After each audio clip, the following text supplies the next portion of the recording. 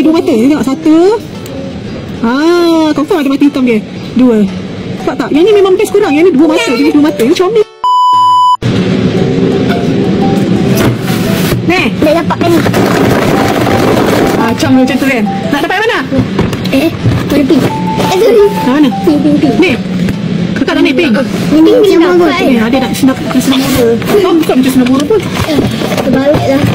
Okay, so kita tengok, kita nak unboxing yang ni sebab ada banyak lagi kan. So ada berapa? Ada lagi banyak. Ada buka. Yang ni ibu memang suggest untuk korang lah, kalau korang nak membeli blind box. Yang ni memang best sebab dia ada dua mata. Semuanya ada dua mata. Jangan berborak. Kita tengah cakap kat sini.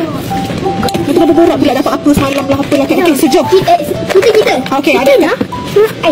Bagi kakak buka dulu. Sejam kita tengok apa yang kakak dapat. Kita tak relate lah. Kak tu laju-laju. Kak. Ini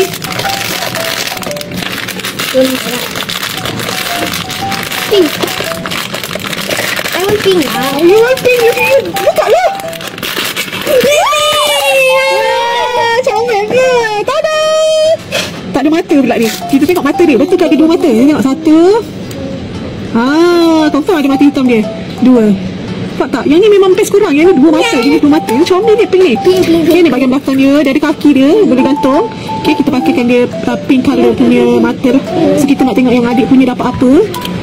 Okay, nampak tak? Habis. Comel. Okay, so kita tengok kat sini tu. Comel. Okay, tapi dapat. Dia jangan sampai ketong Okay, pergi buka. Tengok kat. Dia rasa ni lah. Cek, buka. Aduh. Buka lah. Betul. Kuning juga lah. Ni. Kuning. Yang ni. Ni. Comel. Okay, ni kita tengok mata. Okay, teka. Mata dia colour apa? Biru, kuning. Kuning, biru. Okay. Merah dan kuning. Ni satu hitam, satu Merah dan kuning. merah kuning. Adik? Merah kuning. Merah kuning. Jawapan dia. Betul. Pink lah, bukan merah. Pink. Kan, pink ni. Bukan pink. Pink kuning. Jom kita ikut ni. Yalah, ada kantor lah sini. Nampak tu. Ni satu. Ni dia. Comel tu, comel. Macam tu lah. Yang ni macam ni. Ni macam, dia macam tengah capang tak?